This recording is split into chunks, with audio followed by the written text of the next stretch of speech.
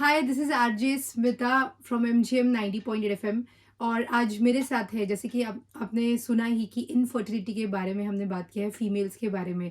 सो अक्सर हमें ना मेल्स के बारे में ज़्यादा जानकारी नहीं होती, तो आज डॉक्टर हर्षलता लड्डा जी हमें बताने वाली है मेल इनफर्टिलिटी के बारे में। So welcome ma'am. Thank you. So ma'am, पहले तो मैं आपका इंट्रोडक्शन देना चाहूँगी कि हर्षलता, मैं doctor Harshlata Ladda IVF consultant है समर्थ आईवीएफ सेंटर से। मैम, हम ये चीज़ बहुत कम हमारे सामने आती है कि मेल इनफर्टिलिटी राइट। होता होगा, लेकिन डेफिनेटली आप डॉक्टर्स के लिए एक आम पब्लिक के लिए बहुत मुश्किल होता है, क्योंकि यूजुअली फीमेल के लिए बारे में ही हम लोग बात करते हैं। तो मैम, मैं सबसे पहले यही बात करूँगी कि मेल इनफर्टिलिटी के कारण क्या होते हैं? बेसिकली कारण जानने से पहले हम लोग ये जानना चाहेंगे कि लाइक इनफर्टिलिटी के लिए कौन कौन रिस्पॉन्सिबल है। ओके। जैसे कि फीमेल जैसे रिस्पॉन्सिबल है वैसे मेल भी रिस्पॉन्सिबल होते हैं। तो परसेंटेज वाइज अगर देखना चाहे तो अराउंड 35% केसेस में मेल मतलब जो पुरुष है हुँ। तो वो रिस्पॉन्सिबल होता है इनफर्टिलिटी के लिए। ओके। और बहुत बार क्या होता है ना, इनफर्टिलिटी में मेल को बहुत अंडर ट्रीट किया जाता है। फीमेल्स पे ही फोकस किया जाता है और उन्हें ही ट्रीट किया जाता है। बहुत बार मेल पार्टनर साथ में भी नहीं आता है, उसी कारण के वजह से बहुत बार मेल इनफर्टिलिटी जो है वो इग्नोर्ड पोर्शन हो जाता है। ओके। बट मेल इनफर्टिलिटी भी इक्वली इम्पोर्टेंट है। तो अब हम जानते हैं कि मेल इनफर्टिलिटी के कारण क्या हो सकते हैं। तो इसमें बहुत सारे कारण हैं, जैसे कि अगर जो सीमेन सैंपल जिसमें स्पर्म्स टेस्टिंग जो करते हैं तो हुँ। उसमें अगर स्पर्म काउंट बहुत लो है या स्पर्म्स बिल्कुल भी नहीं है, हुँ। इन केसेस में भी मेल इनफर्टिलिटी होता है। फिर उसके बाद बहुत सारे डिसऑर्डर्स होते हैं, जैसे डिसीजेस होते हैं जिनमें डायबिटीज होता है। तो उन केसेस में भी स्पर्म काउंट लो होने लगता है और वो इनफर्टिलिटी के शिकार होते हैं। ओके। उसके बाद अगर समझो किसी को कोई हैबिट्स है, जैसे स्मोकिंग है, अल्कोहल है या ड्रग्स की हैबिट्स है, उनमें भी ये प्रॉब्लम आती है। जैसे एज इंक्रीज होता है हुँ। वैसे इनफर्टिलिटी की रिस्क बढ़ते जाती है। ओके। उसके बाद जैसे जेनेटिक डिसऑर्डर्स है, क्लीन फिल्टर सिंड्रोम है, जैसे सिस्टिक फाइब्रोसिस बोल के एक डिसीज होता है जिसमें जो स्पर्म्स को टेस्टिस में से बाहर लाने के लिए जो नलिका होती हुँ, है हुँ, हुँ। उसी का कुछ पोर्शन मिसिंग होता है, तो उस केसेस में भी इनफर्टिलिटी हो सकती है। उसके बाद जैसे कैंसर वगैरह है वो मेल को, तो उन केसेस में भी कम हो जाता है काउंट। तो these are few reasons for male infertility. Okay. जैसे कि विटामिन्स की डेफिशिएंसी है, उसके बाद कुछ टॉक्सिक एजेंट्स जहाँ मतलब वर्किंग सिचुएशंस जो है वो कहीं प्रॉब्लमेटिक है, जो बहुत ज़्यादा हीट जहाँ पर होती है ऐसे एटमॉस्फेयर में जो काम करते हैं। उसके बाद से आप क्या बोल सकते हो, अम, जिनका हर्निया रिपेयर हो चुका है, जिनको राइट। वेरिकोसिल मतलब जहाँ पर हुँ। जिनको वेरिकोसिल है, हाँ, ऐसे केसेस में भी इनफर्टिलिटी या स्पर्म काउंट लो होने के चांसेस चांसेस होते होते हैं। हैं। सो मैम, मैं आपसे ये सवाल पूछना चाहूँगी कि ज़ीरो स्पर्म काउंट के कॉज़ेज़ क्या होते हैं? ज़ीरो स्पर्म काउंट माने अजूस्पर्मिया, तो ये भी बहुत इम्पॉर्टेंट रीज़न है इनफर्टिलिटी का। तो बहुत बार ऐसे हो जाता है कि उस कपल को लगने लगता है कि स्पर्म काउंट ज़ीरो है माने मैं पिता नहीं बन सकता हूँ, बट ऐसे नहीं है। ज़ीरो स्पर्म काउंट के मेजरली 2 रीज़न्स है। एक तो उनके सीमेन सैंपल जो है उसमें स्पर्म्स नहीं है, या फिर वो जो मतलब जहाँ पर प्रोडक्शन होता है स्पर्म्स का मतलब टेस्टिस, हुँ। तो वहाँ पर तैयार ही नहीं हो रहे, या फिर दूसरा रीज़न होता है कि वहाँ पर प्रोडक्शन में कोई प्रॉब्लम नहीं है, बट जो ट्रांसपोर्टेशन है वहाँ कहीं तो कोई प्रॉब्लम है, तो उसकी वजह से उनको स्पर्म में मतलब सीमेन सैंपल में काउंट नहीं दिख रहा है। तो हमें पहले ये रूल आउट करना पड़ता है कि एग्जैक्ट रीज़न क्या है हुँ। ज़ीरो स्पर्म काउंट का। राइट। तो जब रीज़न रीज़न क्या है जानने के लिए कुछ हार्मोनल टेस्ट होते हैं हुँ। जो किए जाते हैं, उससे हमें पता चलता है कि टेस्टिस में स्पर्म फॉर्म हो रहे या नहीं हो रहे। अगर फॉर्म हो रहे हैं तो उसका ट्रीटमेंट मोडालिटी टोटली डिफरेंट होता है, और नहीं होता है तो ट्रीटमेंट मोडालिटी डिफरेंट होता है। बट रीज़न कोई भी हो, वो पर्सन पिता बिल्कुल बन सकता है अगर वो टाइमली एडवाइस ले और टाइमली ट्रीटमेंट के लिए आए, तो ये सारी प्रॉब्लम सॉल्व हो सकती है। ग्रेट। आप बहुत सारे लोगों की कठिनाई दूर कर रहे हैं, मुझे ऐसा लगता है कि बताकर, क्योंकि अक्सर ना ये चीज़ें बताने के लिए बहुत लोग डरते हैं। सो राइट। मुझे लगता है कि अब ऐसा टाइम है कि हम जितना खुलकर बात करें, उतना ज़्यादा अच्छा। सो मैम, मेरा अगला सवाल आपसे ये है कि स्पर्म क्वालिटी पर बहुत डिपेंड रहता है कि बच्चा कितना हेल्दी होगा, राइट? सो उस बारे में आप क्या कहना चाहेंगे? एक्चुअली स्पर्म क्वालिटी पे बहुत सारी चीज़ें डिपेंड करती है, बिकॉज स्पर्म क्वालिटी से ही जो फर्टिलाइजेशन कैपेसिटी है वो इम्प्रूव होती है। अगर स्पर्म क्वालिटी कहीं पुअर है तो फर्टिलाइजेशन या बेबी फॉर्म होने की जो प्रोसेस है उसमें कभी कभी प्रॉब्लम आती है और इनफर्टिलिटी के चांसेस बढ़ते हैं।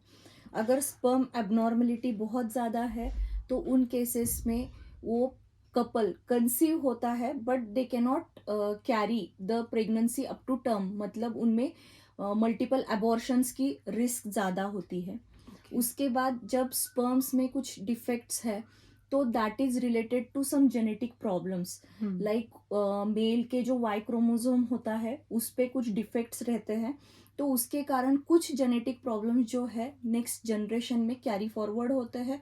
तो उसके वजह से नेक्स्ट जनरेशन जो नेक्स्ट प्रोजेनी अपनी आने वाली है तो उनमें भी वो भी बच्चे कभी कभी इनफर्टिलिटी को फेस कर सकते हैं। तो इसलिए हमें ये कुछ जेनेटिक प्रॉब्लम्स अगर कुछ होंगे लो स्पर्म काउंट या एबनॉर्मल स्पर्म काउंट के साथ, तो वो पहले ही फाइंड आउट करना ज़्यादा ज़रूरी होता है। तो ओके। इसलिए ऐसा ज़रूरी नहीं है कि स्पर्म काउंट एबनॉर्मल है या स्पर्म्स एबनॉर्मल है मतलब जो बेबी है वो 100% एबनॉर्मल होगा, ऐसा नहीं है। बट हाँ, हमें ये जानना ज़रूरी है कि किस किस टाइप के एबनॉर्मेलिटी की वजह से बेबी एबनॉर्मल हो सकता है। ओके। उसके साथ ही कभी कभी जो बर्थ डिफेक्ट्स आते हैं वो भी आ सकते हैं।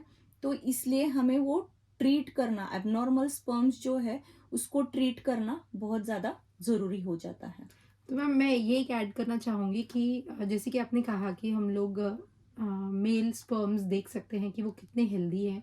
सो ये आजकल मुझे लगता है कि कंपलसरी नहीं होना चाहिए कि प्रेगनेंसी से पहले कि आप स्पर्म क्वालिटी देख लो, ताकि फ्यूचर में उनके बच्चे के लिए, या फिर फीमेल हो या मेल हो, दोनों के लिए एक चेकअप करना बहुत ज़रूरी हो गया है।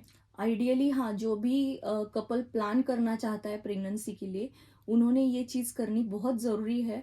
But the thing is like मतलब हर इतना एक्सेप्टेंस नहीं नहीं है। है। ओके। वो एक्सेप्टेंस आना भी बहुत ज़रूरी है। अगर सपोज मतलब जो कपल है जो कंसीव होना चाहते हैं उनमें अगर एज थोड़ा कम है, okay. Below if they are below 30, तो okay they can try. Hmm. But अगर एज जैसे बढ़ती है, जैसे फीमेल्स में एज का इम्पैक्ट होता है, राइट। वैसे डेफिनेटली मेल में भी एज का इम्पैक्ट होता है। तो इसलिए अगर 30 के अबव है तो टेस्टिंग करना ज़रूरी है। अगर 35 से ज़्यादा है तो बाकी डिटेल्ड एग्जामिनेशन भी होना ज़रूरी है। And if that male partner अगर वो 40 से अबव है तो उसके जेनेटिक टेस्ट या फिर क्रोमोसोमल टेस्ट, उसके बाद जो डीएनए फ्रेगमेंटेशन बोलते हैं वो सारी चीज़ें करना ज़रूरी है सीमेन एनालिसिस के साथ। ओके। सो मुझे लगता है कि ये बहुत ज़रूरी है, जैसे आपने कहा एज वाइज। सो अगर थोड़ा सा एक्सेप्ट कर लिया और एक्चुअली मुझे लगता है टेस्ट करवा ली, तो it will be good for them and their family also. Yes. तो आज मेरा सबसे इम्पोर्टेंट क्वेश्चन डॉक्टर आपसे ये है, क्योंकि आजकल जैसे बहुत ज़्यादा हेल्थ को लेकर कॉन्शियस हो गए हैं मेल्स, अपनी बॉडी बिल्डिंग बनानी है, सिक्स एब्स बनाने हैं, तो कहीं ना कहीं स्टेरॉइड्स का भी यूज़ हो रहा है, राइट? राइट। सो मेरा सवाल यही है कि क्या स्टेरॉइड्स हार्म करता है, हमारी कॉज करता है इनफर्टिलिटी को?